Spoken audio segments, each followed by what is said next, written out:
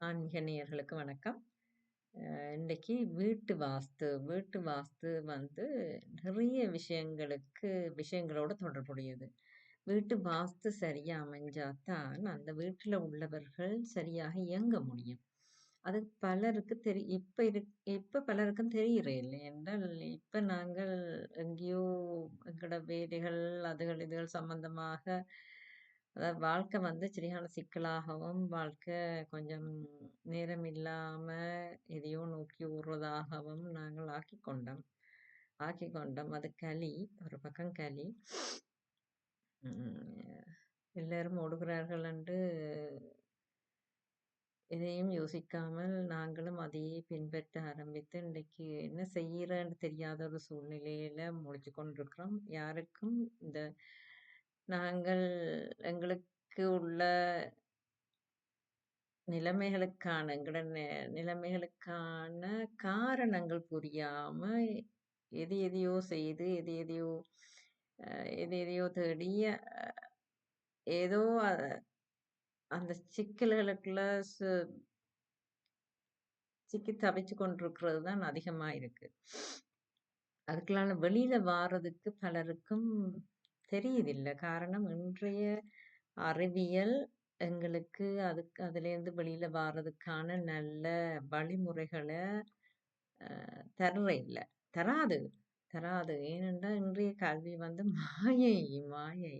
அதாவது மாயன்னா என்னன்னு விளங்குதில்ல பலருக்கும். எல்லாரும் இன்றைய கல்விக்கு பின்னால அது இருந்தால் மதிப்பு, மரியாதை, பணம், புகழ் என்று அதுக்கு பின்னால அலையிறதால பல விஷயங்கள் இங்கால அ பல விஷயங்கள் இங்கால நிறைய இதுக்கு போய்க்கொண்டிருக்குது. அது பலருக்கும் புரியுதில்ல. ஆனா அது இன்றைய அறிவியல் எல்லாவற்றையும் தீர்க்கும் என்று நினைக்கிறார்கள். ஆனா இல்ல. இன்றைய அறிவியல் தான் பல நிலைமைகளுக்கு காரணமாகிக் கொண்டே போய்க் கொண்டிருக்குது. அ அப்ப இன்றைய அறிவியல வச்சு எல்லா விஷயங்களுக்கும் தீர்வு காண முடியுமாண்டா, நிச்சயமா இல்ல. நிச்சயமா இல்ல. வேற வழி இல்லாம அது வருமானத்துக்கும், ஏதோ சமாளிக்கிறதுக்கு நாங்கள் ஓரளவுக்கு என்ன பொறுத்தவரையில இன்றைய அறிவியல் தேவை என்னத்துக்குண்டா, எல்லாம் அறிஞ்சிருக்கோணும். நாளைக்கு அது எங்களுக்கு தெரியாம இருக்கிறதாலேயே அது அது பற்றிய புரிதல் இல்லாம இருக்கக்கூடாதுன்றதுக்காக, களவும் கற்று மற என்று சொல்லுவேன். களவும் கற்று மற. இப்ப அந்த ஒரு விஷயத்துக்காக அதாவது நாளைக்கு ஒரு கள்ளன் எப்படி வருவான், களவெடுப்பான்ன்றது எங்களுக்கு தெரிஞ்சிருந்தா, நாங்கள் கொஞ்சம் பாதுகாப்பா இருக்கலாம். அந்த விஷயத்துக்காகத்தான் களவு கற்று மற என்று தெரிஞ்சிருக்கோணுமே ஒழிய, களவையே பிடிச்சு கொண்டிருக்க கூடாது. கற்றுக்கொண்டிருக்க கூடாது. களவைய நம்பிக்கொண்டிருக்க இயலாது. களவ எடுத்து வாழவும் முடியாது. அப்ப அந்த விதமான ஒரு விஷயத்துக்கு தான் இன்றைய கல்வி தேவையே தவிர, இன்றைய கல்விய முழுமுதலா நாங்க நம்பி இறங்குறதால, பல தேவையான விஷயங்கள நாங்க தவற விட்டுட்டு, அ வ நாங்க எதிர்நோக்குகின்ற ஒவ்வொரு விஷயங்களுக்கும் நான் விஷயம் என்று சொல்றேன். காரணம் எதிர்மறையான வார்த்தைகள பாவிக்கிறதுக்கு மேக்ஸிமம் நான் தவிர்த்துக் கொள்றேன். 100% என்னால முடியுதில்ல. இருந்தால் ஒன்றுமே இல்லாம ஒரு விஷயத்த பத்தி பேசவே முடியாது. அந்த விஷயத்த பற்றி சொல்லாம அத பற்றி பேச முடியாது. ஆனா அதே நேரம் நான் அத திருப்ப திருப்ப சொல்லி நான் அவற்றை எனக்கு வரவழைக்க விரும்பவில்ல. இப்ப உங்களுக்கு தெரிய வேணும். நான் சில விஷய ப வெ சில சொற்பிரயோகங்கள தவிர்த்து கொண்டிருக்கிறேன். அதால தான் நான் நிலைமைகள் என்று சொல்ற ஒழிய, அது அதுக்குரிய உரிய சொற்கள நான் சொல்ல விரும்பவில்ல. ஏன்னா நாங்கள் என்னத்த சொல்றோமோ, அத எங்கள நோக்கி ஈர்த்து கொள்ளும். அப்ப அதுகள் வேண்டாம் எனக்கு. எனக்கு வேண்டாம். நான் அதெல்லாம் இதுகள பற்றியே அதால தான் அநேகமான ஞானிகள் விஷயங்கள பற்றி பேசுறதில்ல. மௌனம் மௌனம் காத்திருவிடம். என்றால் இதுகள பேசி பிரயோசனம் இல்லையாண்டு. என்றால் சனம் முதல் நம்புறதில்ல. சனத்துக்கு நம்புறதுக்கு நேரம் இல்ல. எல்லாரும் அடிபட்டு கடைசி அதாவது தாங்களா ஆன்ம நிலைமையில கடந்து எல்லாம் அதாவது இப்ப நாங்கள் நெருப்பு சுடுமென்று சுட்டு சுட்டு கண்ண அனுபவிச்சவன் சொன்னா நம்ப மாட்டோம். அவனவன் தானா நெருப்புக்கா கைய வச்சுத்தான் அவன் சொன்னான் நான் கேட்கலன்றத பிறகு. அப்ப அ யாரும் சொல்லி யாரும் திருந்துறது வெலும் குறைவு. ஆனா இருக்கிறோம். அது நாங்கள் மேக்ஸிமம் அத தடுக்கிறதுக்கு பார்க்கிறது. ஆனால் கன பேர் அத தங்களோட சொந்த அனுபவத்துக்கு போறது. அதனால தான் நினையமான ஞானிகளோ, உண்மையான சன்னியாசிகள் கன பேர் எல்லாம் பல விஷயங்கள சொல்ல விரும்புறேல்ல. எல்லாருக்கும் சொல்ல எல்லாராலயும் அத புரிஞ்சு கொள்ற பக்குவமோ, தன்மையோ இல்ல. மாறாக யார் சொல்லினமோ அவைய பரிகசிக்கிறதும், அவைய கேவலமா பார்க்கிறதும், ஏதோ இந்த உண்மையான ஞானிகள அதாவது சித்தர்கள் என்று சொல்லப்படுற ஆக்கள் எல்லாம் அது எங்கட ஊர்ல இருந்தேன்னு, இந்தியால இருந்தேன்னு பல பேர் அ அவமானப்படுத்தப்பட்டதும், கேலி பண்ணப்படுத்தப்பட்டதும் ஒழிய, அவைய சரியா புரிஞ்சு கொண்டார்கள் பெரும் குறைவு. அ அநேகமான ஆக்கள பைத்தியங்கள், லூசுகள் ஒண்ணுக்கும் என்ற பேரத்தான் அவை வாங்கி கட்டினதே ஒழிய, ஆனால் அவைக்குள்ள தான் நிறைய விஷயங்கள் இருந்தது. அதால தான் அவை பிறகு வாய திறக்காமயே விட்டுறது என்றால், வாய திறந்து தாங்கள் தான் வீணா அ கவலைப்படுறத ஒழிய, அது மற்றாக்களுக்கு நாங்கள் சில விஷயங்கள் நல்லெண்ணத்தால சொல்லப் போய், அது மற்றாக்கள் புரிஞ்சு கொள்ளுவார்களான்றது மிகவும் அரிதாக போய்விட்டது. உண்மையான விஷயங்கள் சிலத்திட்ட கொண்டு போய் சேர்க்கிறதுன்றது சரியான ஈஸியான விஷயம் இல்ல. அ ஆனாலும் முடிஞ்ச அளவுக்கு சொல்றதுக்கு பலர் முயற்சித்திருக்கிறார்கள். சிலர் அதை புரிந்து கொண்டு பின்பற்றுகிறார்கள் இன்னமும். அதுக்குள்ள இருக்கிறோம். இப்ப முற்று முழுதா எல்லாரும் இத புரிஞ்சு கொள்ளாம இல்ல. ஆனா மெஜாரிட்டியான ஆக்கள், அதிக அளவிலான ஆக்கள் சில முக்கியமான விஷயங்கள புரிஞ்சு கொள்றதில்ல. இவ்வளவு பெரிய தாக்கங்களை ஏற்படுத்தும் என்றது ஒருத்தருக்கும் விளங்காம கடந்து போறோம். அ அப்ப இ இ பழைய முறையிலே இன்னமும் வாழலாம். ஆனால் கல்வி தேவை. கல்வி தேவை என்றால் அதான் களவம் கற்று மறண்டு. இப்ப என்ன பொறுத்தவரையில எனக்கு இப்ப எல்லா துறைகள்லயும் எல்லாம் தெரியும் என்ன மாதிரி. நான் அது ஆர்வத்துக்காக தெரிஞ்சுக்கணும்ன்றதுக்காக கற்றேன் நானே தவிர, அத வச்சு வேலையோ, தொழிலோ, வருமானமோ பார்க்கறதுக்காக நான் என்ற கல்விய ஒரு நாளும் கற்றதில்ல. எனக்கு அதுக்கு மனம் வந்ததில்ல. காரணம் ஒவ்வொரு கல்வியத் துறையை நான் தொட்ட பிறகு, அதில இருக்கிற பல எதிர்மறையான விஷயங்கள் எனக்கு புரிஞ்சது. அதான் காரணம். அ சில சில துறைகள் நல்லது. எப்பவுமே அது உதவக்கூடியது. அது பரவாயில்ல. ஆனா சில துறைகள் வந்து ம் கற்றிருக்கலாம். என்ன அதில இருக்கிற விஷயங்கள தெரிஞ்சிருக்க வேணும். அது வாழ்க்கைக்கு தெரிஞ்சிருக்க வேணும். அத பற்றிய அறிவு வேணும். ஆனால் அத வச்சு வாழ்றதுக்கு வந்து என்னால முடியலை என்றால், அது கர்மாவ நோக்கி எங்கள திருப்பி விழுத்துமே தவிர, நாங்கள் அதுக்குள்ளால வெளியில வர இயலாது. ஆனாலும் இப்ப விஷயம் பாரம்பரிய வழிமுறைகள் இருக்குது வாழ்க்கைக்கு. சரியா? கற்றுக் கொடுக்கலாம். ஆனா சில விஷயங்கள்ல அத பயன்படுத்த என்னால முடியுதில்ல. பயன்படுத்துறதும் அவ்வளவு நல்லதும் இல்ல. அதோட சில நேரங்கள்ல நாங்கள் அத நம்பி முழுக்க நாங்க இறங்கிக்க பல உண்மையான ஞானங்கள், உண்மையான விஷயங்கள நாங்க நம்பாம விட்டுட்டு போயிடுறோம். இப்ப இன்றைய கல்வியாளர்களுக்கு பலருக்கும் பலருக்கும் இப்ப நான் சமய கல்விய நான் சின்னதுலேருந்து படிச்சு வரைக்கும் நான் நம்பின விஷயத்துக்கு இத்தனைக்கும் நானும் கட்டிக்காரியான் தான். நானும் கல்வியில நல்ல சிறந்த அதாவது கல்வியில நானும் திறமையான ஒரு ஆள் தான். ஆனாலும் பலர் கல்வியில திறமையா வரைக்கும் இங்கால ஆன்மீக விஷயங்கள நம்ப இயலாது. ஏன்டா இன்றைய கல்வி அறிவு எங்கட ஆன்மீக விஷயங்கள நம்புறதுக்கு இடம் குடுக்காது. அதனால தான் பேருக்கு அது இன்றைய கல்வி வந்து எங்கட ஆன்மீக விஷயங்கள்லேருந்து எங்கள அதிக அளவு விலக வச்சுடுது. கல்வி தேவை, கல்வி தேவை. இப்ப நான் எல்லாம் சில நேரங்கள்ல நான் படிச்சதெல்லாம் நான் மொக்கில்லேன்னு காட்டுறதுக்காக. சரியா? நான் மொக்கில்லேன்னு காட்டுறதுக்காக எனக்கு நல்ல ரிசல்ட்ஸ் வரணும்ன்றதுக்காக படிச்சது. அது ஆரம்ப காலத்துல அது வேற. பிற்காலங்கள்ல நான் படிச்சது, அந்த ரிசல்ட்ஸ் எடுத்து காட்டினா தான் எனக்கு அந்த துறையில நான் கெட்டிக்காரி, நான் எனக்கு அந்த கெட்டித்தனம் இருந்ததுன்னு காட்டுறதுக்காக, அம் தான் அந்த பரீட்சைகளுக்கு என்ன விடை எழுதினால் மார்க்ஸ் எங்களுக்கு வருமென்ற ரீதியில படிச்சது. ஆனால் அந்த கேள்விகளுக்கான விடைகள் நான் எழுதின மார்க்ஸுக்காக நான் எழுதின விடைகள் எனக்கு மனதுக்கு பிடிச்ச விடைகள் இல்ல. ஆனா ஆனால் வேற வழி இல்லாம எழுதினதெல்லாம் இருக்கு. அப்ப அது வேற. சரி. இப்ப என்ன சொல்ல வந்தேன்டா, விஷயங்கள நாங்க விட்டுட்டு, அதாவது பேஸ விட்டுட்டு என்ன செய்றேன்னு தெரியாம தத்தளிக்கிற ஒரு நிலைமைக்கு எங்கட சமூகம் போய் கொண்டிருக்குது. அதுல அடிப்படையான பாரம்பரிய எங்கட அறிவு வந்து மிகவும்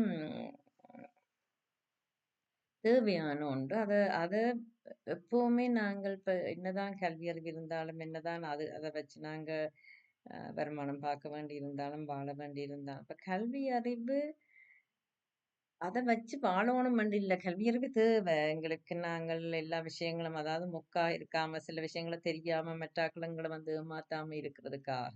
அததான் களவன் கற்று மறன்ற மாதிரி.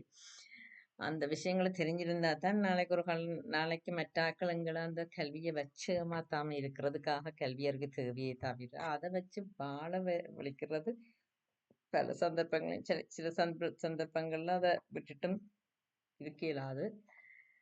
ஆனா எத்தனையோ வேற வழிமுறைகள் இருக்குது. வியாபாரங்கள், வேற முறைகள்ல நாங்கள் வாழலாம். ஆனா அத எங்கட படிச்ச சனம் படிச்சுட்டா, அந்த படிச்சது எங்களுடைய கல்விக்கேற்ற வேலை பார்த்தா தான் மரியாதை என்ற ஒரு நிலைமைக்கு வந்துட்டுது. இன்றைக்கு நான் என்ன என்னதான் நான் படிக்க கெட்டிக்காரியா இருந்தாலும், நான் என்னுடைய தொழிலோ, வேலையோ அந்த விதத்தில என்ன பலம் குறைவா தான் நட போடுற அளவுக்கு வந்து நிக்குது. சரியா?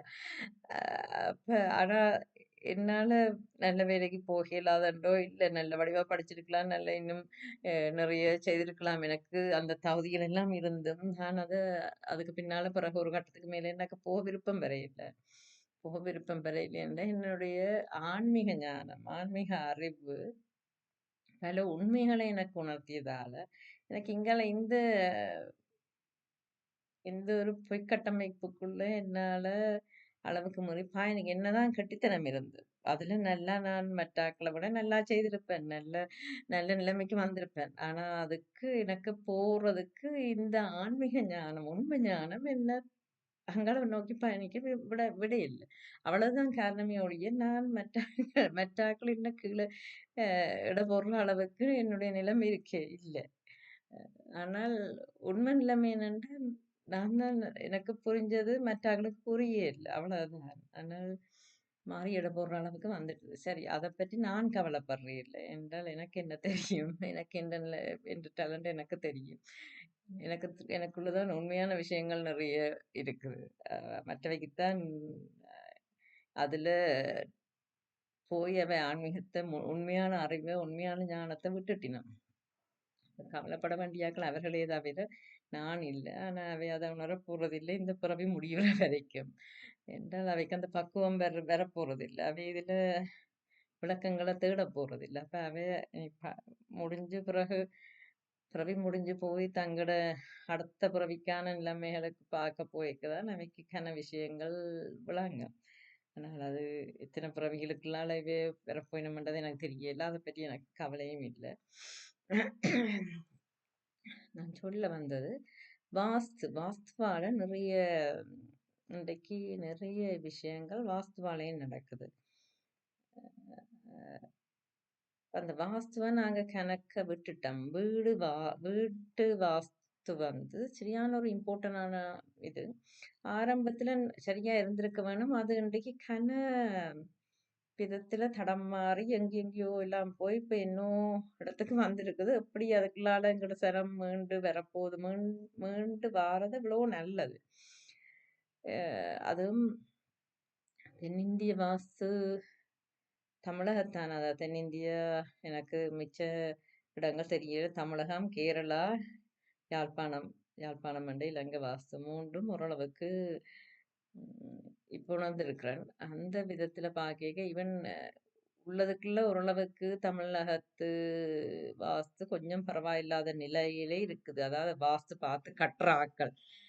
வா வாஸ்து கலை. கொஞ்சம் பரவாயில்லாம இருக்கு. எங்க யாழ்ப்பாணத்தான் வந்து கிட்டத்தட்ட கேரளா வாஸ்துவோட ஒத்துப்போகுது. அதாவது கேரளான்ற வாஸ்து தான் தமிழ் மட்டும் அதாவது மொழி மட்டும் மொழி கலாச்சாரம் வந்து தமிழகத்தின்ட அதிகம் வந்த போதிலும் கேரளாண்ட வாஸ்துவும் கேரளாண்ட ஒரு சில பாரம்பரியங்களும் எங்களுக்குள்ள வந்திருக்குது. அது எப்படி எந்த விதத்துல வந்ததுன்னு எனக்கு கண்டா தெரியல. இந்த இந்த காலகட்டத்துல அது நுழைஞ்சேன்னு தெரியல. ஆனா வாஸ்து வந்து நாங்கள் அதிகம் கேரளாவை பின்பற்றுறோம். எங்கட ஊர்ல நான் நான் கொஞ்சம் சின்ன பிள்ளை. எங்கட ரோட் என்ன தெரிஞ்ச பலருக்கும் தெரியும். நாங்க கொஞ்சம் யாழ்ப்பாண கொஞ்சம் பல்கலைக்கழகத்துக்கு கிட்ட இருந்த ஆக்கள். அப்ப அதுக்குள்ள பல்கலைக்கழகம் அண்மையில் இருந்ததால பல்கலைக்கழக மாணவர்கள் பலர் எங்கட ரோட்ல வாடகைக்கு இருந்தார்கள். அப்ப அந்த அதுல அதிகமா படியங்கள் கூட என்ன பொம்பளை பிள்ளைகள் அதிகம் இல்லாடம் இருக்கிறதில்ல படியங்கள் அங்கே இந்த வீட்டு என்னென்ன இடம் கிடைச்சா போய் ரெண்டை கட்டி போட்டு வந்துடுவாங்க. அதிகம் படியங்கள் இருக்கிற இடமா இருந்தது. அப்ப நான் அப்ப சின்ன பிள்ளை. அப்ப அவங்கள் சும்மா தங்களுக்குள்ள கதைச்சு சிரிக்கிறது இதுன்றது பிறகு அங்க அந்த வீட்டுக்காரரோடையும் கொஞ்சம் பழக்கங்கள் வர்றது தானே அல்லது அவங்க கதை கேட்க இவை கேட்டது அப்படி என்றுதான் நினைக்கிறேன். என்ன நேர அவங்க இவற்றை சொல்லி இருக்க மாட்டாங்க. அவங்க கதைச்சு சிரிக்க இவ எங்களுடைய ஆக்கள் யாரோ கேட்டிருக்கிறேன். கேட்டது இருக்கு. இப்ப எங்களுக்கு தெரிஞ்ச பக்கத்து வீட்டு ஆண்டியரா எங்க அம்மாக்களோட எல்லாரும் கூடி கதைக்கிறேன்னு சும்மா பின்னிறங்கள்ல பொழுது ஆக்கள் கூடி கதைக்கிறது தானே. அப்ப கதை கேட்க ஒரு ஆள் சொல்லிச்சது இப்படி இப்படி எங்க சொன்னாங்களாம் எங்கட ரோட்டை இருக்கிறதுல அதிகமான 2 இஷ்யூ தான். ஒன்னில் அந்த வீட்டு தலைவர் உயிரோடு இருக்க மாட்டார். அப்படி உயிரோடு இருக்கிற குடும்பங்களா இருந்தா அவ அங்கே இருக்கிற வெளிநாடுகள்லாம் இருக்கிறது. அப்ப முழுக்க முழுக்க பொம்பளையோட ஆட்சி தான் எங்கட ரோட்ல இருந்து அவங்க சொல்லி அவங்களும் அந்த நோட் பண்ணி படியங்கள் அதை நோட் பண்ணி இப்போ கூட பொம்பளையில ஆட்சி கண்டு சொல்லி இப்ப இவ சொல்லி சிரிச்சா அப்படி சொல்லி சிரிச்சாங்களா என்று சொல்லி இப்ப பொம்பளைகள் ஒவ்வொரு வீட்டுக்கு இப்போ 2 3 வீட்டுக்கு பொம்பளைகள் கூடிச்சு சொல்லி சிரிக்க நான் அதில் இருந்தேன். எனக்கும் அந்த கதைகள் கேட்டுக்கொண்டு இருந்தேன். நான் நச்சு போட்டு சிரிச்சு போட்டு நானும் விட்டேன். அவங்க சொன்னதும் சரிதான். ஒரு பக்கத்துல பார்த்தா எங்கட விட்ட எங்கட அம்மா அப்பா இல்ல. அப்பா இள வயதிலேயே இறந்துட்டார். அப்ப அம்மாவன் நாங்க வந்தேன். இப்ப எங்கட வீட்டுல அம்மாண்டா ஆச்சுதான். நேயமான வீடுகள் அப்படி 1 2 வீடு தாப்பன்மார் இல்ல. மற்ற இருக்கிற தாப்பன்மார் இருக்கிற அதாவது குடும்ப தலைவர் இருக்கிற வீடுகள்ல குடும்ப தலைவர் அங்க இல்ல. அவர் அங்கே இன்னொன்று வேற ஸ்டேட்லயோ வேற ஊர்கள்ல தூர ஊர்கள்ல வேலை செய்தவரா இருப்பார் இலங்கையிலேயே அல்லது வெளிநாடுகள்ல இருப்பினும் அப்ப பொம்பளைல அங்க அப்ப அதையெல்லாம் நான் அப்ப கேட்டு போட்டு பேசாம விட்டேன். ஆனா பிறகு வாஸ்து பாக்கதான் எனக்கு புரிஞ்சுது. அதுக்கு காரணம் வாஸ்துவும் ஒரு காரணம். அதுக்கு வாஸ்துவும் ஒரு காரணம். எங்கட யாழ்ப்பாணத்து பக்கத்து வாஸ்துவும் ஒரு காரணம் என்றா கேரளாவிலையும் உதய நிலைமை என்று சொல்லி வாஸ்து நிபுணர்கள் கதை கேட்க கேரளா வீடுகள் வாஸ்து வீடுகளும் அங்க அநேகமா பொம்பளை எல்லாம் வீட்டுல ஆம்பளைகள் எல்லாரும் வெளியூர்கள்லயோ வெளி மாநிலங்கள்லயோ அல்லது வெளிநாடுகள்லயோ வேலைக்கு போயிடுறது. அவையால அந்த வீடுகளுக்குள்ள இருக்க முடியறது இல்லை. ஏன்னா அந்த வீட்டுண்ட வாஸ்து இடம் கொடுக்கறதில்ல. அப்ப அதுதான் எங்களுக்கு ஒரு காரணமா வந்துட்டுது. இப்ப யாழ்ப்பாணமும் கேரளா வாஸ்துவைத்தான் பின்பற்றுது. ஆனா இது தமிழகத்து வாஸ்து ஓரளவுக்கு பரவாயில்லை என்றாலும் ஆண்களுக்கு இருக்கக்கூடிய நிலைமையில இருந்தாலும் அங்க பெண்களுக்கு அந்த அளவுக்கு ஒரு மன நிறைவான மன நிம்மதியான நிலைமை இன்னும் அதாவது வாஸ்து சரியா இருந்து அப்படி கட்டி முடிக்கணுமா எனக்கு தெரியல. தமிழகத்திலேயும் வாஸ்துல கொஞ்சம் குழப்படிகள் இருக்குது. பிரச்சனை அதாவது அது சரியான முறையில இல்ல. ஆண்களுக்கு அங்க அந்த வீடு நல்ல நிலைமையில கொடுத்தாலும், அதாவது தமிழகத்து வாஸ்து வீட்டு முறைகள் வீட்டு வாஸ்து முறைகள் ஆண்களுக்கு நல்ல நிலைமையை கொடுத்தாலும், அங்க மனைவி மேலுக்கு அவ்வளவு அதாவது மன நிம்மதியான ஒரு வீடாக இருந்ததில்ல. 2ம் இருக்கோணும்.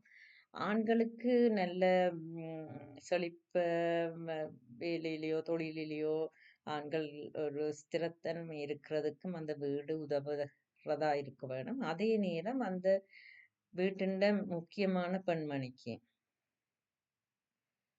பெண்களுக்கு மன நிறைவு இருக்கக்கூடிய, மனநிறைவை தரக்கூடிய, மனநிறைவு, மன நிம்மதியை தரக்கூடிய ஒரு வீடாகவும் அந்த வீடு இருந்தாதான் அந்த குடும்பமோ, அந்த சந்ததியோ எல்லாருமே அதுல பயன்பெறக்கூடியதா இருக்கு.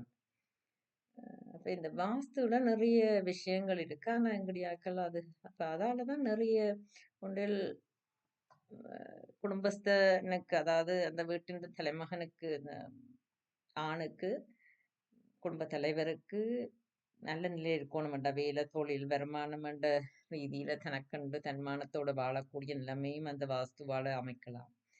அதே நேரம் அந்த மனைவியும் மன நிறைவோட, மன நிம்மதியோட அந்த வீட்டுல இருக்கக்கூடியதா இருக்கணும். பிள்ளைகளும் அப்படித்தான். பிள்ளைகளுக்கும் அது மன நிறைவு.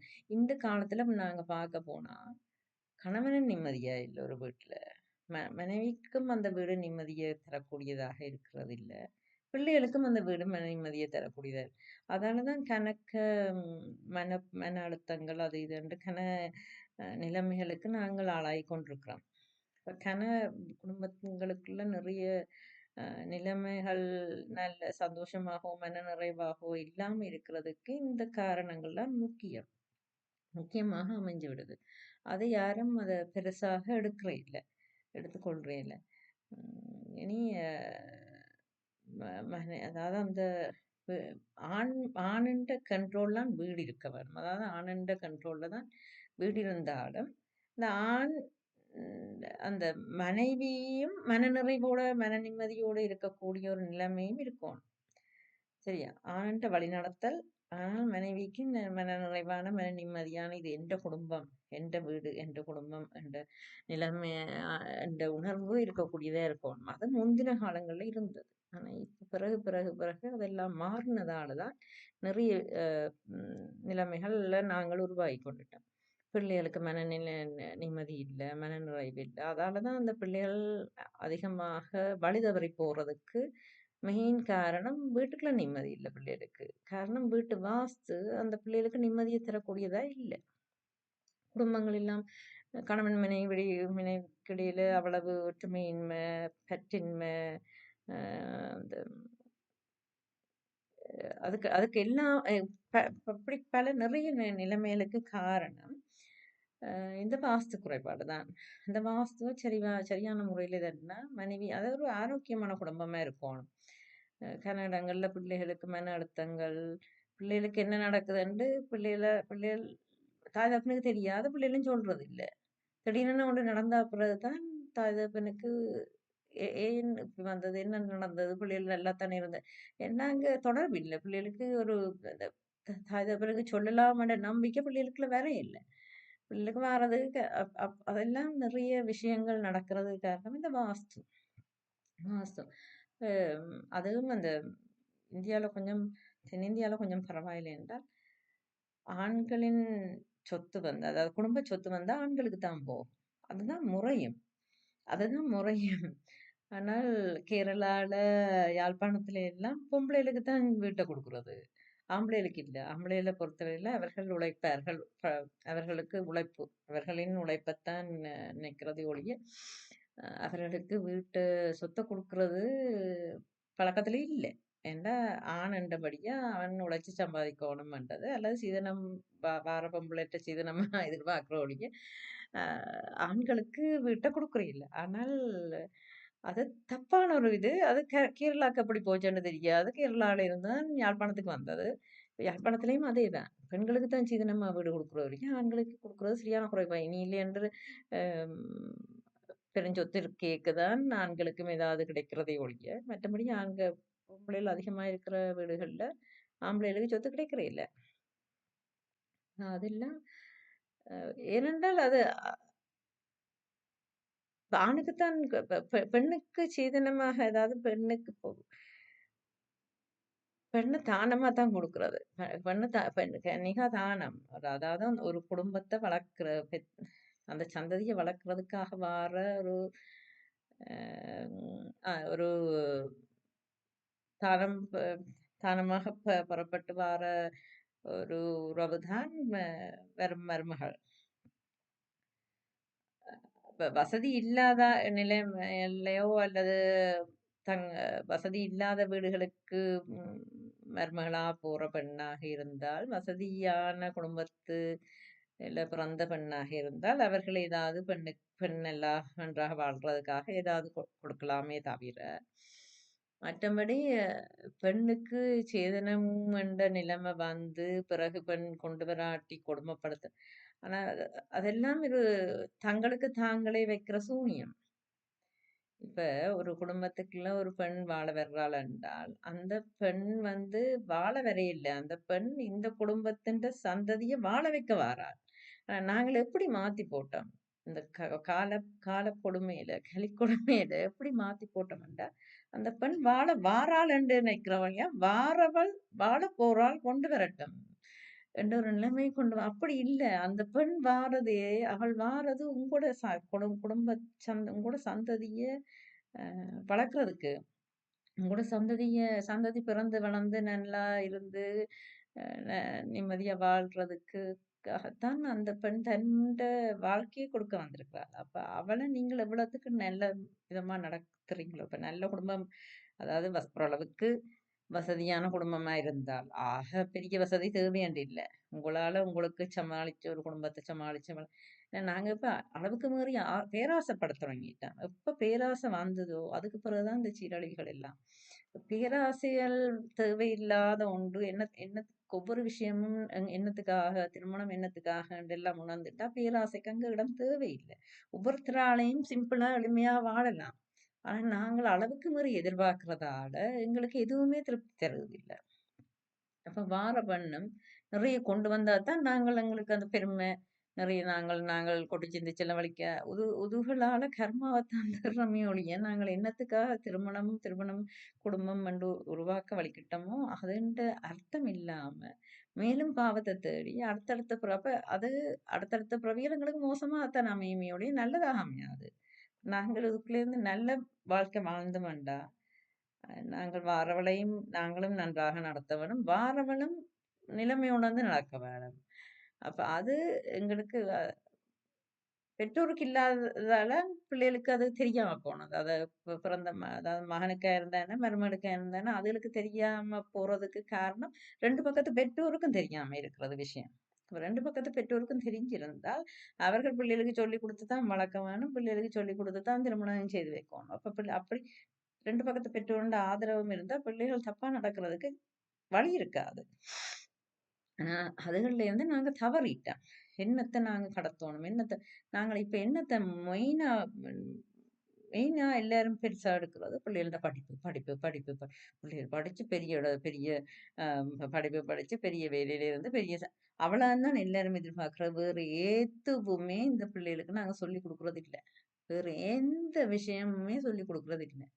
படிப்பு, படிப்பு, படிப்பு, வேலை, வேலை, வேலை, வருமானம், வருமானம், வருமானம். சரியா? அந்த எ வருமானத்துக்கு என்ன இல்ல? எங்கட ஆசைக்கு என்ன இல்ல? எங்கட தேவைக்கு என்ன இல்ல? எங்கட தேவைகள் எங்கட மனத்த பொறுத்தது தான். அப்ப அளவு என்றது நாங்க நிர்ணயிக்கிறது. சரியா? இவ்வளவுதான் வருமானம் வந்தாலும் எங்களுக்கு இப்ப போதுறே இல்ல. காரணம் எங்கட அ விருப்பங்கள், தேவைகள், ஆசைகள், தேவைகள் என்று சொல்றதுக்கு இல்ல. போன்ஸ் WANT போண்ட் கூடிட்டுது. நீட்ஸ விட பவுன்ஸ் கூடிட்டுது. நீட்ஸுக்கு நாங்கள் இப்ப வாழ்றே இல்ல. நீட்ஸுக்காக நாங்க வாழ்றே இல்ல யாருமே இப்ப.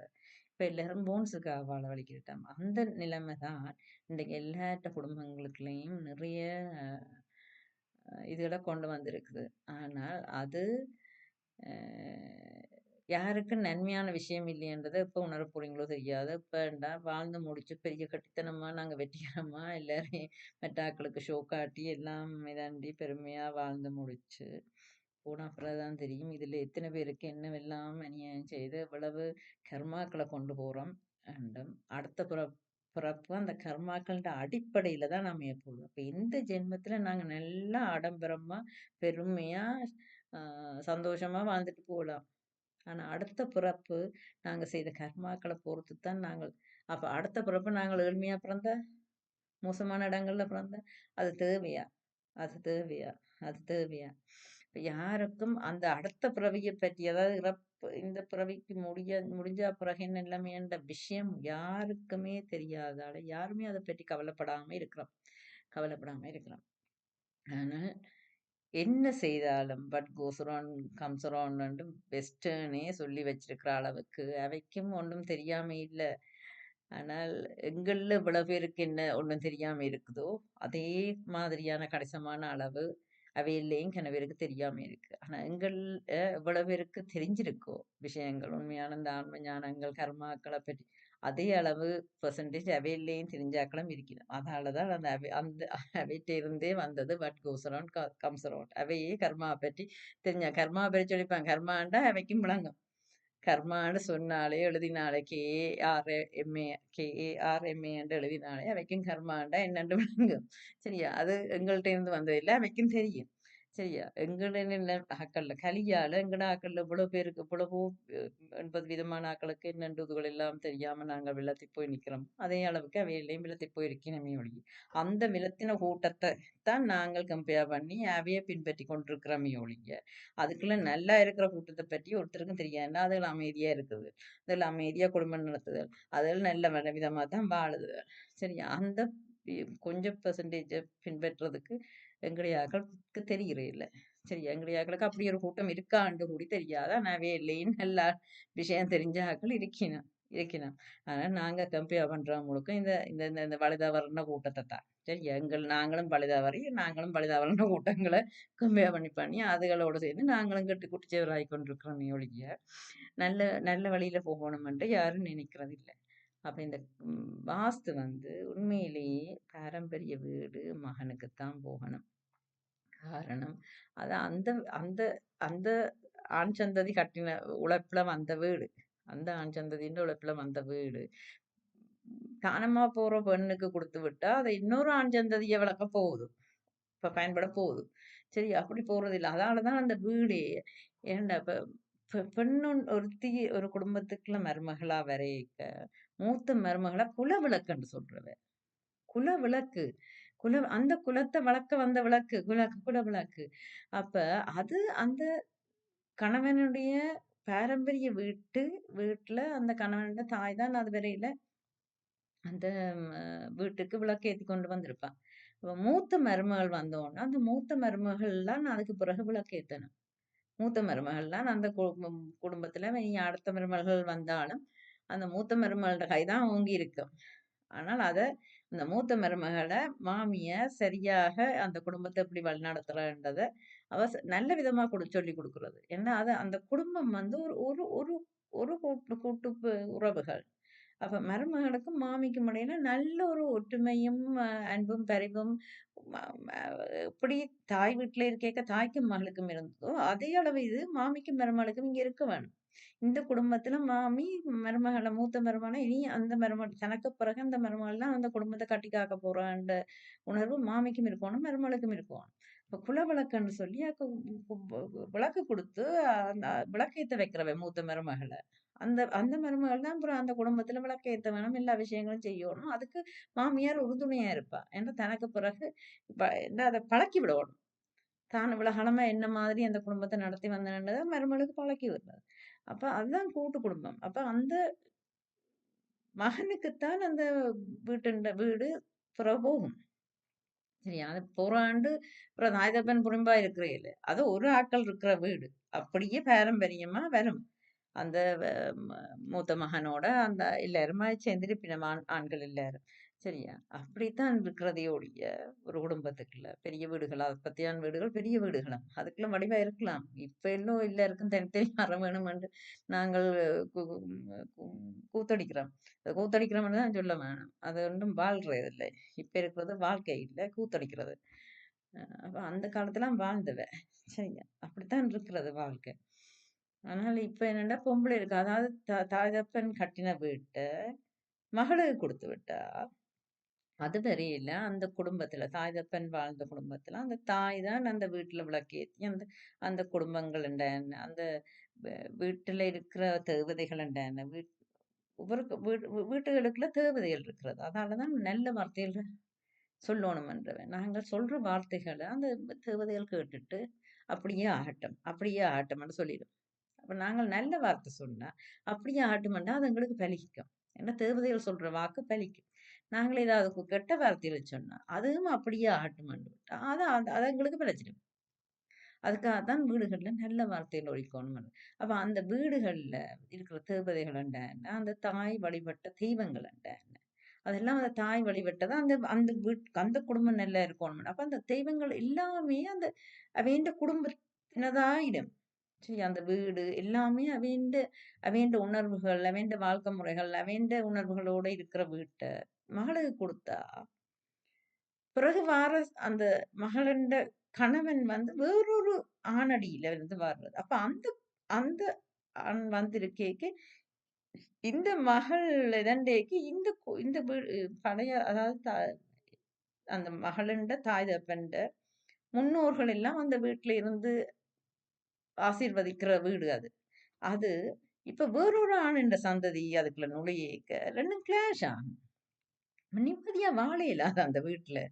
அந்த வீட்ல சீதனமா குடுக்குற அந்த வீட்ல நிம்மதியா வாழ இயலாது. காரணம் இதுதான். அப்ப முன்னோர்கள், கடவுள் எல்லாமே அது அந்த ஆணின் சந்ததிக்கு ஆதரவா இருந்துட்டு, திடீரென்று வேறொரு சந்ததி அதுக்குள்ள வந்துடுது. அது வேற எண்ணங்கள், வேற இது. இப்போ 2 அதானே ஒரு உரைக்குள்ள 2 கத்தி இருக்கக்கூடாதுன்னு. அதே நிலைமை தான் இங்கேயும். ஒரு வீடு உண்மையிலேயே அந்த பாரம்பரியத்துல வந்தது. அந்த ஆண் ஆதிக்கத்துல வந்தது. அந்த வீட்டு பெண்ணுக்கு குடுத்தா, அது வேறொரு ஆணுண்ட ஆதிக்கம் வந்துருமாங்க. ஆனா அப்படி இல்லாம மகனுக்கு குடுத்தா, அது அதே குடும்ப ஆசீர்வாதம், அந்த முன்னோர்கள் ஆசி, குலதெய்வ ஆசி. ஏன்னா அந்த வாசல்ல எல்லாம் குலதெய்வத்த வச்ச வாசல்ல தான் விளக்கு வச்சு கும்பிடுறவ. வாசல்ல 2 பக்கம் கீழே இல்ல நிலத்துல இப்ப மேல இடங்கள் இல்லாதபடியா மாட விளக்குன்னு சொல்றவன். அந்த மாட விளக்கு ஏத்துறதே குலதெய்வங்களுக்காக. இப்ப அந்த மாட விளக்கு இடமே இல்லாம போயிட்டுது. சும்மா சுவரா கட்டி வச்சிருக்கிறோம். இப்ப அதால வாசல்ல நான் இப்ப நிலத்துல வைக்கிறேன்ல, ஒரு ஸ்டூல் வச்சு அந்த ஸ்டூலுக்கு மேல விளக்கு வச்சு ஏத்துறேன் நான். எனக்கு இதுகள் எல்லாமே தேவையில்ல. நான் கிட்டத்தட்ட துறவியா வாழ வேண்டிய ஆள். இன்னும் குடும்பம் மாதிரி, இன்னும் அப்படியே இன்னும் ஆசாபாசம் உள்ள ஆள் மாதிரி நடிச்சு கொண்டு தான் இருக்கிறேன். நடிச்சு கொண்டு வேற வழி இல்ல. என்ற பிள்ளைகளுக்கான அ பிள்ளைகள் இருக்கிறபடியா பிள்ளைகளுக்கான கடமைகளை தீர்க்க வேணும். பிள்ளைகள் மட்டும் இல்லைன்னா, நான் கடவுளுக்கே சில நேரம் கேட்கிறேன். எத்தனையோ பேருக்கு பிள்ளைகளுக்கு அங்கி கேட்க. அதுகளுக்கு நீ குடுக்காத பிள்ளை. எனக்கு பிள்ளைகளோ, கல்யாணமோ தேவையில்லை என்று இருந்தேன் நான். சரியா? என்னுடைய இந்த பழைய கடமையால் தீர வேணுமோ என்னவோ தெரியாது. விதி என்ன திருமணத்துக்குள்ள தள்ளிட்டுது. ஒரு கட்டத்துல 18 வயதுல திருமணம் செய்கிறேன் என்ற எண்ணத்தோட இருந்தேன் நான். ஆனா விதி விடையில்ல. விதி விடையில்ல. அப்படிப்பட்ட எனக்கு என் பிள்ளைகள தந்தேன். சில நேரங்கள்ல நான் என்னுடைய கஷ்டமான காலங்கள்ல எனக்கு ஞானம் வரும் முதல் நான் கடவுளை எல்லாம் திட்டி இருக்கிறேன். எனக்கு என் பிள்ளைகள தந்தேன். இப்பவும் கூட நான் நான் என்ன மாதிரி இங்க எல்லாம் இருக்கு. கோயில் கோயில் குளமாவது திரிஞ்சு உன்னோட இருக்க வேண்டிய நான், இன்னும் நான் ஒரு குடும்பஸ்தியா இருந்து அந்த பழைய இதிலேயே இருக்கிறதுக்கு காரணம், அ என்னுடைய கடமைகள் தீரவ. நான் மனத்தளவுல எல்லாம் டிட்டாச். என்ன பொறுத்தவரை அத கடமையை செய் பலனை எதிர்பாராதே என்று எப்படி கிருஷ்ண பரமாத்மா சொன்னாரோ, அது இதுவரை காலத்திலயும் எனக்கு புரியல. அத எப்படி பலனை எதிர்பாராம கடமையை செய்ற பற்றற்று கடமையை செய்கிறதுன்றது எனக்கு இதுவரை புரியாம இருந்தது. ஆனா இப்ப என்னால அது முடியுது. இப்ப என்ன பொறுத்தவரையில, நான் எதுலயுமே பற்றில்ல. ஆனா இந்த கடமைய செய்து முடிக்கிறதுக்காக செய்றேன். இது கடமைக்காக செய்றேன்ன்னு செய்யக்க, எனக்கு அதுல அட்டாச்மென்ட் வரையில்ல. நான் எனக்கு எனக்கு நல்ல வேலை அமையலையோ, பெரிய வருமானம் வரையிலையோன்னு மற்றாக்கள என்னை பற்றி கேவலமா அந்த தாழ்மையா நிக்கிற நேரங்கள்ல எனக்கு அத பற்றிய கவலை வருவதில்ல. காரணம் நான் தெளிவா இருக்கிறேன். நான் இப்ப செய்யறது முழுக்க என்னுடைய கடமைகளுக்காக, கட்டாயத்துக்காகவே ஒழிய, அதுல என்னுடைய ஆசையோ, பாசங்களோ, விருப்பமோ, பெருமையோ, பகட்டோ, அ அது எதுவுமே மற்றாக்களுக்காக செய்றதோ, மற்றாக்களுக்கு இடையில என்ன என்ன நான் தரக்குறைவா எதுவுமே எனக்குள்ள இல்ல இப்ப. எதுவுமே எனக்குள்ள இல்ல. நான் ஃபுல்லா டிட்டாச்ட். அப்ப நான் இப்ப பழைய கடன்கள இவ்வளவுத்துக்கு அத முடிச்சும் அதுக்கு பிறகு இங்கால நான் கிளியர் ஆயிடுவேன், முழுக்க ஃப்ரீ ஆயிடுவேன்ண்டு என்ற இதுல அதுக்கு அந்த காலத்துக்காக கடவுள்ட்ட இது கடவுள் தந்த இது அந்த கடமைகள் செய்து முடிச்சா தான் வந்து ஞானம். அடுத்த இந்த ஸ்டெப்புக்கு நான் போலாம்ன்ற இதுல. அப்ப அ இது நான் சொல்ல வந்தது அந்த வீடுகள். அப்ப அ அதெல்லாம் ஆணுக்கு குடுத்தா தான், அது அந்த அந்த வீட்ல இருக்கிற குலதெய்வமா, வாசல்ல குலதெய்வம். அப்ப அந்த பெ பெண்ணோட தாய் தகப்பன்ட குலதெய்வம். தந்தை வழி குலதெய்வத்த தான் அந்த தாய் வாசல்ல வச்சு வாசல்ல விளக்கேத்தி கும்பிட்டோணும். அப்ப குலதெய்வம் எல்லாம் அந்த வாசல்ல இருந்தது. அதாவது அந்த பெண்ணுடைய தந்தையின் குலதெய்வம் தான் வாசல்ல இருந்திருக்கும். உள்ளுக்குள்ள அவர்களுடைய இஷ்ட தெய்வங்கள். அவர்கள் அந்த தாய் எப்படி வழிபட்டாவோ, அந்த குடும்பம் எப்படி இருக்கணும்னு அந்த தாய் வழிபட்டாவோ, தந்தை வழிபட்டாரு. அப்ப அந்த தேவதைகள் எல்லாமே அவைக்குரிய ஒரு அது அவைக்குரிய அம் ஒரு தொடர்புல ஒரு இணக்கத்தோட இருக்கிற விஷயங்கள பொம்பளைக்கு நீங்க வந்து குடுத்து விட்டா, இப்ப வரப்போறது முழுக்கையும் பெண் யார் எந்த கணவன் வந்தா, அந்த கணவன்ட குலதெய்வங்கள் வந்து எங்க இருக்கிறது? இவ்வளவு ஆழமா இருந்தது அந்த பெண்ணோட அந்த குலதெய்வங்கள். சரியா? நாங்கள் இப்ப இந்த இப்ப பெண்ணுண்ட தந்தையின்ற குலதெய்வங்கள் எல்லாத்தையும் விரட்டி அடிச்சு போட்டு, பெண்ணுடைய கணவனுடைய குலதெய்வங்கள அதுல வந்திருந்தா, இப்ப ஆண்களுக்கு வீடு குடுக்குறீல்ல எங்கட பக்கங்கள்ல. சரியா? அப்ப ஆண்கள் வீட்டு குலதெய்வங்கள் எங்க போறது? பிறகு இப்ப வார பொம்பளைன்ற அந்த வீட்ல போய் அப்படியெல்லாம் இருக்கிறதுக்கு இது ஒன்றும் அந்த நாங்க மனுஷர் மாதிரி இல்ல. நாங்கள் மனத்த மாத்துறதுக்கு. இது குலதெய்வங்கள் எல்லாம் அது அது ஸ் அதுக்காகத்தான் அந்த ஆணுக்கு தான் உண்மையா குடுக்கணும். என்னன்னா இந்த யாழ்ப்பாணத்திலயும், கேரளாலயும் இந்த தவறான முறைகள் வந்து சேர்ந்ததோ தெரியாது. அதால தான் குடும்பங்கள் எல்லாம் இந்த நிலைமை. சரியா? உண்மையா பொம்பளை ஆட்சியா தான் போச்சு இது யாழ்ப்பாணத்திலயும் சரி, கேரளாவிலயும் சரி. பொம்பளை ஆட்சியால தான் குடும்பங்கள் இப்ப க்குள்ள அ மாமன், மாமிக்கும், மருமகள்மாருக்கும் ஒற்றுமை வார இல்ல. ஏன் அந்த அ மூல நட்சத்திரம் மாமனாருக்கு ஆகாதான்னு சொன்னவ. இப்ப அந்த அது தேவையில்லாம போச்சுன்னா, மூல நட்சத்திரம் இப்ப மாமனாரோட யார் வாழினம்? அப்ப பொம்பளை ஆட்சியா தான் இருக்கு. கல்யாணம் கட்டி வந்தா பொம்பளையின் படிதான் நினைச்சபடிதான் அந்த குடும்பம் நடக்குது. அப்ப அந்த இடத்துல இப்ப ம எந்த மாமன், மாமியும் கூட இல்ல. கூட்டு குடும்பம் இல்ல. அதுக்குள்ள பிறகு மூல நட்சத்திரம் பார்க்க தேவையில்ல. ஏன்னா எந்த ஒரு நட்சத்திரமா இருந்தாலும் அந்த பெண்ணினுடைய நட்சத்திரத்துக்கு ஏத்த மாரி தான் நான் கூத்தடிக்கிறது இப்ப. ஏனென்னா நாங்க பெண்ணோட வீடு தான் வருது. சீதனமா வருது. அப்ப அங்க இருந்தா அது பெண்ணுண்ட குலதெய்வங்கள்லாம் இருக்க போது, ஆணுண்ட குலதெய்வத்துக்கு அங்க இடம் இல்ல. அங்க பெண்ணுடைய வீட்டு இஷ்ட தெய்வங்கள் தான் இருக்க போகுது. அப்ப பெண்ணுடைய ஆட்சியா தான் இருக்குது. அப்படி இருக்கிறது இருந்து வாழ்ந்துட்டு போகலாம். ஆனால் உதால தான் நிறைய நாங்கள் அ குழப்பங்கள உண்டு கொண்டு ஒரு எல்லாத்தையும் குழப்பி வச்சிருக்கிறோம். எல்லாத்தையும் குழப்பி வச்சிருக்கிறோம். இது ஆணடி சந்ததி தான் அப்படி வாழ வேணும். அப்ப தான். பிறகு தாய் தப்பனும், பெண்ணுண்ட தாய் தப்பனும் பெண் பக்கமா நின்று கொண்டு கூத்தடிக்கிறது. எல்லாம் கூத்தடிச்சு ஒருத்தருக்கும் ஒரு தொழில் எல்லாத்தையும் கெடுத்து, நல்லா கெடுத்து ஆட்டம் போட்டுட்டு இறந்த பிறகுதான் தெரியும் என்ன ஏன்னா ஒரு கலியின்ற காலமாவும் இருக்கலாம். ஆனா நாங்கள் திருந்தினா ஒழிய நாங்கள் இதுக்குள்ளால மீள இயலாது. நாங்கள் திருந்த வேணும். எங்களுக்கு விளக்கங்கள் வேணும். அப்ப அது ஆண் சந்ததிக்குத்தான் அந்த வீட்ட குடுத்தா தான், அது தொடர்ந்தும் அதே குலதெய்வங்களே அங்கே இருந்து வாழ்த்தும். அதே இஷ்ட தெய்வங்களே அங்கே இருந்து வாழ்த்தும். அந்த தேவதை எதுவுமே குழம்பாம இருக்கும். வீட்டுக்குள்ள இருக்கிற தேவதைகளுக்கும் இந்த குடும்பத்த பழக்கப்பட்டிருக்கும். இது புதுசா ஒன்று வேற ஒரு புதுசா அந்த அதுக்குள்ள ஒன்று கொண்டு ஒற்றுமை இல்லாம அதுக்குள்ள ஒன்று கொண்டு அப்ப இனி ஆண்களுக்கும் பெண்ணோட குடும்ப வீட்டுக்குள்ள போனோன்ன ஆண்களாலயும் நிம்மதியா இருக்கல அது. அது பெண்ணோட குடும்பத்து வீடு. பெண்ணோட குலதெய்வம். என்னடா ஆண் நிம்மதியா இருக்கிறது? அந்த ஆணுண்ட சந்ததி வீடுண்டா தான், அந்த குலதெய்வங்கள் அந்த ஆணுக்கு வழி நடத்தும். அந்த ஆணை வழி நடத்த வேண்டியது அந்த ஆணுண்ட குலதெய்வம். பெண்ணுண்ட குலதெய்வம் இல்ல. பெண் கன்னிகாதானத்துக்குள்ள போனது. பெண் அதுக்குள்ள ஆட்டம் போட்டு ஒரு பிரயோசனம் இல்ல. நாளைக்கு இறந்தா பிறகு அந்த ஆணுண்ட அடிகள்லாம் அந்த சந்ததியில வந்து பிறக்க வேற விடுவினம். சரி, அதுக்குள்ள பெண்ணுக்கு இடம் குடுக்காயினும் பெண் இப்படி ஆடி ஆடி போட்டு இவ்வளவு அந்த குடும்பத்துக்கு பெரிய அநியாயத்தையும் நிம்மதி இல்லாத தன்மையையும் குடுத்து போட்டு, அந்த பெண் திருப்பி அந்த குடும்பத்து தன்னுடைய மகனுண்ட சந்ததியிலேயே அந்த பெண்ணால வந்து பிறக்க இயலாது. ஏன்னா அந்த ஆண் சந்ததி விடாது. ஏன்னா அந்த பெண் நன்மைகள செய்யல அந்த குடும்பத்துக்கு.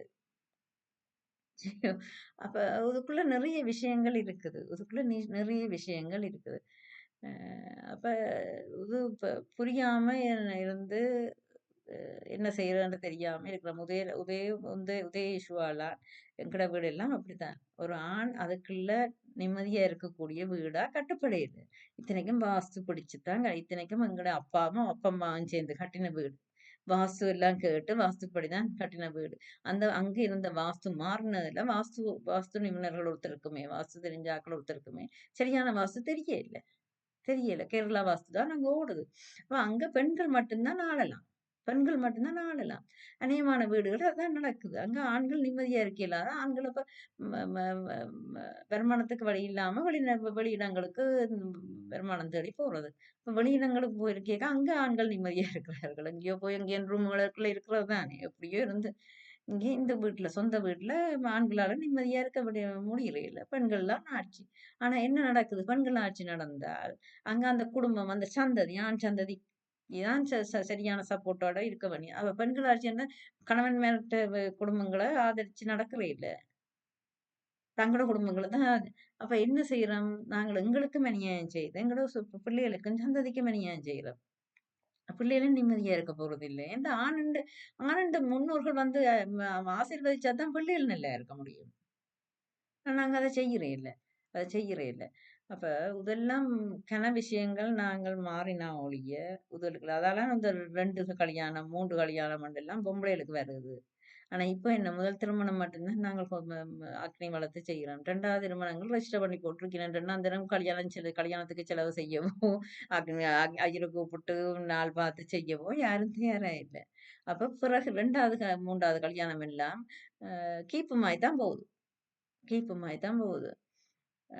ஆனா இன்றைய வெஸ்டர்ன் எங்கட ம லோக்களின் படி அது அங்கீகரிக்கப்பட்ட திருமணம் ஆகுது. மனிஷ வழியில அங்கீகரிக்கப்பட்ட திருமணமான தெய்வ வழியில அங்கீகரிக்கப்படாத திருமணம். விளங்குதா? அப்ப செய்து போட்டு திருப்பியும் நாங்கள் எங்கட பிள்ளைகளோட வயித்துல வந்து பிறக்கேக்க, இதே மாதிரியான இஷ்யூவத்தான் நாங்கள என்னென்ன செய்தோமோ, என்னென்ன அநியாயம் செய்தோமோ, அந்த கர்மாக்கள அனுபவிக்க வந்து பிறக்கிறோம் எங்கட பிள்ளைகள் வழியில. அப்ப என்னத செய்றோம்? நாங்கள் செய்கிற அநியாயத்த எங்கட சந்ததிக்கு குடுத்துட்டு போறோம். சரியா? அப்ப அக்னி வளர்த்து திருமணம் நடந்தா, அந்த திருமணம் லைஃப் லாங் பிரிஞ்சிருக்கிறது நடக்குது. பிரிஞ்சிருக்கிறது உண்டு. அது ஜாதக பலனின்படி கணவனும் மனைவியும் ஒன்றா இருக்கையில்லாம பிரிஞ்சிருக்கிறது அங்கீகரிக்கப்பட்ட ஒன்று. எங்கட திருமணத்துல. ஆனா, அங்க டிவோர்ஸ் என்ற ஒன்றும் இல்ல. ரீமேரேஜ் என்ற ஒன்றதும் இல்ல. ஆண்களுக்கு ஒரு ஆண் இத்தனை ப ப ப ம ம திருமணமும் செய்யலாம். ஆனா, பெண்ணுக்கு ஒரு திருமணம் தான். ஆக விதிவிலக்கு வந்து இங்க பஞ்சபாண்டவர்கள் மட்டும். பஞ்சபாண்டவர்கள் மட்டும்தான் விதிவிலக்கு. அதுக்கு பஞ்சபாண்டவர்களோட திரௌபதி வந்து முன்ஜென்ம தொடர்போட இருக்கிறதால தான் அந்த விதிவிலக்கு வந்து சேர்ந்தது. அது ஒன்று தான் விதிவிலக்கு. அதுவும் ஒரே குடும்பத்து ஆண்கள தான் கட்டினாள் அவள். 4, 5 வெவ்வேறு குடும்பத்து ஆண்கள கட்டையில. ஒரே குடும்பத்து ஆண்கள தான் கட்டினா. சரியா? ஆண்களுக்கு பலதார மனம் இருக்குது எங்கட இதுல. சரியா? அவன் அக்னி வளர்த்து திருப்பி கல்யாணம் செய்யலாம். ஆனா, பெண்களுக்கு ஒரு தாரம் தான். டிவோர்ஸ்ன்றது எங்கட ம கலாச்சாரத்துல கிடையாது. அது என்றதே இல்ல. சரியா? ஒருக்கா திருமணம் செய்துட்டா க க ம ஆயுள் பந்தம் ஆயுள் பரியந்தம் அது திருமணம் பந்தம் தான். சரியா? கணவன் தான் அந்த மனைவிய ஆதரிக்க வேணும். அதெல்லாம் கடமை. கர்மா கர்மா. சரியா? அதெல்லாம் வேற. அப்ப இது நாங்கள் என்னத்த செய்றோம்னு தெரியாம, அ ஒரு ஒரு ஆண் சந்ததியின் உழைப்பு, வீடு எல்லாம் பெண் வழியாக போறதில்ல. பெண்ணுக்கு பணம் குடுக்கலாம், நகைகள் குடுக்கலாம், சொத்து சுகம் குடுக்கலாம். இப்ப போற இடம் சரியான ம வசதி கொஞ்சம் குறைவாக அ விதிப்படி அமைஞ்சிட்டுதுன்னா, அந்த பெண் கொஞ்சம் வசதியா வாழ்றதுக்கு ஏதாவது நாங்கள் முடிஞ்சத செய்யலாமே ஒழிய, ஆனா ஆண் பக்கம் பெண்ணிட்ட இத எதிர்பார்க்கிறதும் கூடாது. ஏன்னா இந்த பெண் தன்ட வாழ்க்கைய குடுத்து அந்த அ வ வ போரோட சந்ததிய வளர்க்க போறாளே ஒழிய, இவள் கொண்டு வரணும் என்று சீதனம் கொண்டு வரணும் என்று எதிர்பார்க்கிறதே தப்பு. எதிர்பார்க்கிறதே தப்பு. இது இங்க பெத்த தாய் தகப்பன் தந்தையின் முன்னோர் தான் மகளாவே வந்து பிறந்ததுன்றதால, தங்கட மகளுக்கு நல்லா இருக்கணுமென்று தங்களால முடிஞ்சத செய்யலாமே தவிர, மற்றும்படி இந்த சீதனம் என்ற எதிர்பார்ப்பு, வரதட்சணை என்ற எதிர்பார்ப்பே தவறான ஒரு விஷயம். என்ன நீங்க எவ்வளவுக்கு எவ்வளவு வார மருமகள நல்ல மாதிரி நடத்துறீங்களோ, நீங்கள்லாம் அந்த அவள்ட சந்ததியில வந்து பிறக்க போறது. அப்ப உங்களுக்கான கர்மாவ நீங்கள் புண்ணியமா குடுத்துட்டு மருமகளுக்கு குடுத்தா, அந்த மருமகள் வழி நீங்க வந்து பிறக்கைக்கு உங்களுக்கு அந்த புண்ணியம் திருப்பி வந்து சேரும். பாவத்த குடுத்தீங்கன்னா, அந்த பாவத்த நீ அனுபவிக்கவே நீங்கள் தான் வந்து பிறக்க வேணும். சரியா? யார் யார் செய்யணுமோ அது அந்த குடும்பத்துல சில நேரம் பிறக்கலாம். அப்போ பிள்ளைகள் எல்லாம் பொம்பள பிள்ளைகள் வாரது, ஆம்பளை பிள்ளைகள் பிள்ளைகள் இல்லாம இருக்கிறது. இப்ப ஆம்பளை பிள்ளைகள் வந்தாலும் பிறகு அது என்ன காரணம்? இவ்வளவும் முன்னோர்களோட தொடர்புடையது. அவர்கள்ட அனுமதி வேணும். குலதெய்வ அனுமதி வேணும். ஒரு குடும்பத்துல ஒன்று சரியில்லை என்று சொன்னா, அ இப்ப ம அதுக்கு நீங்களும் காரணமா இருக்கலாம். ஆண் ஆணுண்ட வழிதான் இப்ப ஆணுக்கு நல்ல பலன் இருந்தா ஆம்பள பிள்ளை கிடைக்கும்.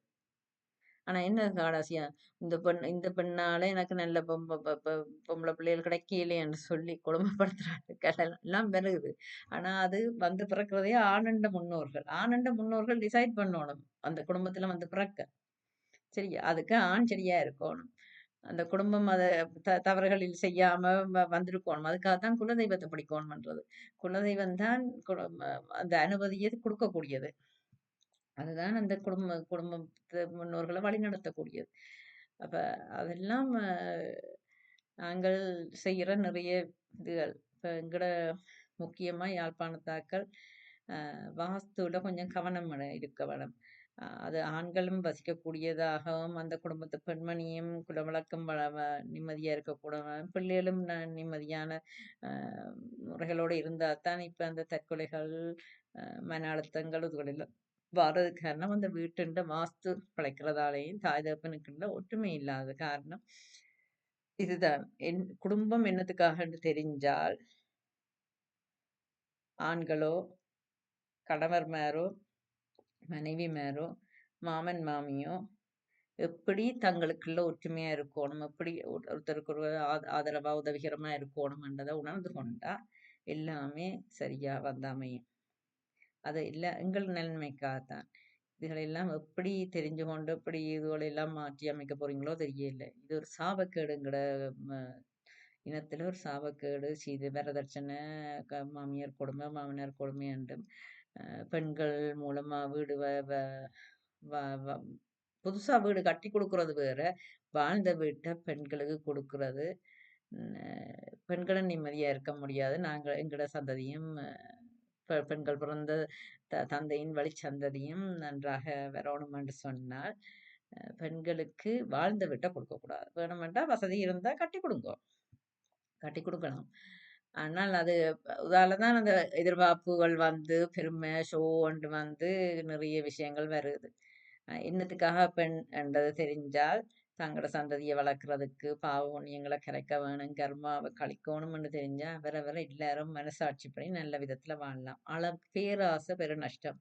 இன்றைக்கு எங்கட சனங்கள்ல மனத்துல பேராசை வந்துட்டுது. போட்டி, பொறாமை, அவையெல்லாம் பார்க்க நாங்க நல்லா இருக்கோணும். என்னென்ன இருக்குதோ இல்லையோ மற்றாக்கள் நம்ம எல்லாரும் இந்த ஈக்குவாலிட்டி என்று தொடங்கினா அதுக்கு தகுதி இருக்கா அவங்களுக்குன்றதை யோசிக்க வேணும்.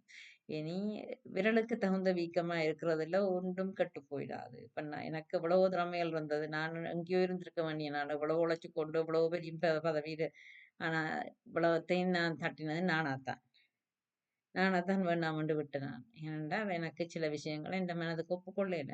சின்ன வயசுல இருந்தே ஆன்மீக கதையில நம்பி வளர்ந்தேன் நான். நம்பி அது மெட்டாக்கள பொறுத்தவரை எல்லாம் பேக்காட்டல், வெங்காயத்தனம் அந்த மாதிரி நினைச்சாலும், அதுதான் எனக்கு இன்றைக்கு இறையருள தந்தது. எனக்கு விடுதலையை தருது. அ எனக்கு எவ்வளவோ திறமைகள் இருந்தது. நான் கன விஷயங்கள நான் அதான் வேண்டாம்ன்ட்டு விட்டுனேன். காரணம் எனக்கு அது பிறகு பிடிக்கல. அந்த விதமா அது எங்கள நாங்கள் நிம்மதியா வாழ்க்கைக்கு விடாது. நேரம் இல்லாத தன்மை, ஒன்றுக்கு பின்னால ஓடுற தன்மை. முக்கியமான விஷயங்கள விட்டுட்டு, தேவையில்லாத விஷயங்கள்ல முக்கியமா கொண்டு அதுக்கு பின்னால ஓடுற, அலையிற நிலைமையா போயிடும். விஷயங்கள் நான் இழந்தத பத்தி கவலைப்பட்டதில்ல. எனக்கு அவ்வளோ திறமை இருக்கு. உங்க எனக்கு படிக்கிற ஆட்கள் எல்லாரும் பார்க்க நான் நினைச்சிருந்தா அவியலுக்கு மேலால நான் நின்றிருப்பேன் இன்றைக்கு. இன்றைக்கு நல்ல ஒரு வேலையிலேயும், நல்ல ஒரு வருமானத்தோடையும் இருந்திருப்பேன். ஒரு திறமை எனக்கிட்ட இல்ல. அந்த அளவுக்கு எனக்கு திறமை இருந்தது. ஆனா நான் கடவுளை எனக்கு ஞானத்தையும் தந்ததால நான் இந்த திறமைகள தேவையில்லைன்றது நானா தூக்கி எறிஞ்சது. திரு தூக்கி எறிஞ்சு போட்டு தான் என்ன கீழ வச்சிருக்கிறேன் நான். நான் அதுக்காக கவலைப்படையில. என்ன விட இதுக்கு கீழ இருந்த ஆட்கள் எல்லாம் எனக்கு வேண்டியது படிக்கணும். தாங்கள் ஏதோ பெரிய பெரிய கெட்டிக்காரர்ன்னும், பெரிய பதவிகள்ல இருக்கிறோம், பெரிய வருமானங்கள்ல இருக்கிறோம்ன்ட்டு எனக்கு ஆனா எனக்கு தெரியும் என்ற நிலை, என்ற ம திறமை. சரியும் நான் அவையோட போட்டி போட்டு நடந்திருந்தேன்டா, அவையென்ற என்றைக்கும் அவைகளும் பார்க்க மேல தான் நின்றுசிருப்பேன் ஒழிய கீழே இருந்திருக்க மாட்டேன். இப்ப இவ்வளத்துக்கும் காரணம் எனக்கு மற்ற பக்கத்தால இருந்த ஞானம். அதுதான் இன்றைக்கு எனக்கு பெரும் விடுதலையை தருது. எனக்கு அது பெரிய ம நான் அதுகள் எல்லாம் உங்களுக்கு புரியுமா எனக்கு தெரியல. எனக்கு தெரியல. ஏதோ கொஞ்சம் சில புரியக்கூடிய ஓரளவுக்கு அந்த பக்குவமான ஆக்களாவது இதுகள புரிஞ்சு கொள்ளட்டும்ன்றதுக்காக தான் சொல்றேன். எல்லாருக்கும் புரியாது. எல்லாரும் பணத்துக்கும், பதவிக்கும், பெருமைக்கும் பின்னால ஓடுற சனம். ஓடுற நிலைமையில இருக்கிற ஆத்மாக்கள். அதுல தான் அவன்ட தரம். அவையால இதுல புரிஞ்சு கொள்ள முடியாது. சரியோ? அவ ஏதோ நான் இயலாம விட்டுட்டுருக்கிறேன். எனக்கு இயலாமை இல்ல. என்ற ரிசல்ட்ஸ் எல்லாம் இப்பவும் வச்சிருக்கிறேன். எல்லாமே நல்ல உயர்தர ரிசல்ட்ஸ் தெரியும். ஒரு தரம் என்ன அளவுக்கு எடுக்கையில. சரியா? நான் தொடர்ந்து படிக்க விருப்பம் இல்லாம தான் நான் விட்டேன். சில விஷயங்கள் எனக்கு மனசுக்கு ஒத்து போகையில. என்னுடைய விளக்கங்களுக்கும், என்னுடைய இதுகளுக்கும், அறிவுக்கும் அது எனக்கு இன்றைய ம் மாயை எனக்கு புரிஞ்சுது. அதனால அது எனக்கு வேண்டாம்ன்னு நானா ஒதுக்கின விஷயம். கடவுளுக்கு நான் இப்பவும் நன்றி சொல்றேன்னா, எனக்கு ஞானத்த மட்டும் இல்ல, மற்ற பக்கத்தாலயும் எனக்கு நீ டேலண்ட்ட தந்த. அத நான் பல சந்தர்ப்பங்கத்துல எல்லாருக்கும் நிரூபிச்சும் இருக்கிறேன். அப்ப அந்த விதத்துல நான் அதுல இந்த சளைச்சவளம் இல்லைன்றதையும் காட்டி, அதே நேரம் இங்காளி பக்கத்துலயும் நீ எனக்கு பெருங்கொடையை தந்திருக்கிறேன்னு தான் நான் கடவுளுக்கு நன்றி சொல்றது. பல விஷயங்கள் வாஸ்துவ நாங்கள் கவனிக்கோணும். ஆன்ம நிலைமையால் எங்கட வாழ்க்கை, என்னத்துக்காக திருமணம், என்னத்துக்காக பிள்ளைகள் பிள்ளைகள் எல்லாரும் ஏதோ எல்லாருக்கும் பிள்ளை இருக்குன்ட்டு பெத்து தள்ளினோம். அப்படி இல்ல பெறுறது. அ பிள்ளைகள என்னத்துக்காக பெறுறோம்? பிள்ளைகளுக்கு என்னத்த சொல்லி வளர்க்கோணும்? பிள்ளைகளுக்கு என்ன தெரிஞ்சிருக்கோணும்? பிள்ளைகள் எப்படி வாழோணும்? ஏன்டா அது உண்மையிலேயே உங்களுக்கு பிள்ளைலாம் அன்பு இருந்தா, பாசம் இருந்தா, பிள்ளைகளும் அதுக்குள்ளால வழிக்கிடோணும். பிள்ளைகளும் நிம்மதியா அடுத்த பிறவிகள் எடுக்கோணும். நாங்களும் அடுத்த பிறவிகள் நிம்மதியா எடுக்கோணும் என்றால், பிள்ளைகள்ல வச்சிருக்கிற ஆசா பாசம் வார மருமக்கள்ல ஒருத்தருக்கும் வரப்போறதில்ல. சரியா? ஆனால் அது அந்த புரிதல் இருந்ததுன்னா, நீங்கள் அவையிலேயும் நல்ல மாதிரி இருக்கும். வாரவைக்கும் அது விளங்கி இருக்கோணும். 2 பக்கம் இருந்தா தான் அந்த குடும்பம் நிம்மதியாகவும், நல்லபடியாகவும் இந்த வாழ்க்கையிலிருந்து வாழ்ந்து, பிறகு இதுக்குள்ளால வெளியேறலாம். அப்டேட்ஸ் இதுக்குள்ள வந்து. அப்ப நல்லபடியா இதுகள புரிஞ்சு, கணக்க மாற்றங்கள செய்து, நிம்மதியா வாழ்றதுக்கு வழிவகுக்கோணும். இந்த வாஸ்துவான் இத க ஒரு காலத்துல நான் யாழ்ப்பாணத்துல பரப்ப என்ற எண்ணத்துல இருக்கிறேன். சரியான வாஸ்துப்படி விஷயங்கள மாற்றி அமைக்கோணும். இதுதான் பெரும் ஒரு சாபக்கேடா எங்கட ஆக்களுக்கு அமைஞ்சது. அப்போ இந்த வாஸ்து மாறினதுண்டு எனக்கு தெரியல தெரியல. ம். ஆண்களும் நிம்மதியா இருக்கோணும், பெண்களும் நிம்மதியா இருக்கோணும், பிள்ளைகளும் நிம்மதியா இருக்கோணும். அ என்னத்துக்காக வாழ்க்கை? யாரோட ஒற்றுமையாக போட்டி பொறாமையில இருந்து ஒண்ணும் பிரயோசனம் இல்ல. ஆன்ம முன்னேற்றத்துக்காகத்தான் குடும்பம், அதுக்காகத்தான் இல்லறம். அ அதுல நாங்க நேர்மையாவும், நல்ல விதமாவும், நிம்மதியாவும் அதாவது அளவுக்கு மீறி பேராசைப்படாம வாழலாம். வாழ்றதால நாங்கள் இதிலிருந்து எங்களுக்குன்னு நன்மைகள சேர்த்துக்கொண்டு போகைக்க நாங்க கொண்டு போறது பாவ புண்ணியம் மட்டும்தான். பெருமையோ, இப்படி வாழ்ந்தோம், அப்படி வாழ்ந்தோம், இது எங்களோட சேர்ந்து வராது. அந்த செத்த வீட்ல வந்து 4 பேர் மைக்க பிடிச்சு, இவன் அப்படி வாழ்ந்தான், இப்படி வாழ்ந்தார், அவர் அப்படி வாழ்ந்தார், அப்படி செய்தார், இப்படி செய்தார் என்று 4 வார்த்தைய சொல்லுவேனே ஒழிய, அது எங்களோட கூட வரப்போறதில்ல. நாங்கள் அடுத்த பிறவி எடுக்கிறதுக்கு எங்கள செய்த கர்மாக்கள், பாவ புண்ணியம் மட்டும் தான் எங்களுக்கு உதவப் போகுது. அடுத்த பிறவி எப்படி என்றத டிசைட் பண்ண போறதே நாங்க செய்ற பாவ புண்ணியம் மட்டும்தான். அத உணர்ந்து கொண்டீங்கள் என்றால், தேவையில்லாத அந்த பெருமைக்கும், அடிதடிக்கும், பகட்டுக்கும், ப அ ஒன்றுக்குமே இல்லாம கடன் எடுத்து செய்ற ஆடம்பரத்துக்கும், இதுகளுக்கும் முக்கியத்துவம் குடுக்க மாட்டீங்க. சரி, ஏதோ என்னால முடிஞ்சத சொன்னேன். புரிஞ்சவே புரிஞ்சு கொள்ளுங்க. நன்றி, வணக்கம்.